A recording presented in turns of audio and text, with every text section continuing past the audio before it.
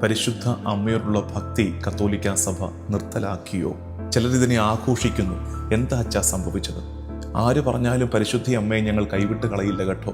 എന്താണ് കാര്യം എന്ന് സമാധാനത്തോടെ അറിയാൻ താല്പര്യമുള്ളവരാണ് ഈ വീഡിയോ കാണേണ്ടതെന്ന് ഓർമ്മിപ്പിക്കുന്നു. ഇതാണ് ഈ പറയുന്ന പ്രബോധന രേഖ.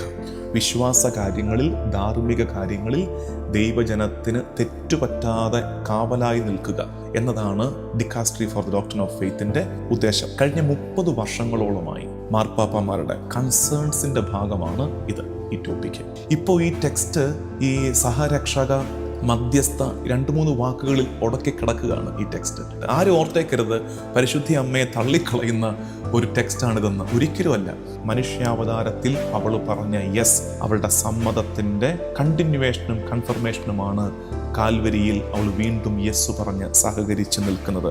അതായത് സ്ത്രീ അമ്മയായി വളരുകയാണെന്ന് ഈ ടെക്സ്റ്റ് നമ്മളെ സൂചിപ്പിക്കുന്നു. ഇനി നമുക്ക് ഇതിൻ്റെ ഉള്ളിലേക്ക് പ്രവേശിക്കാം.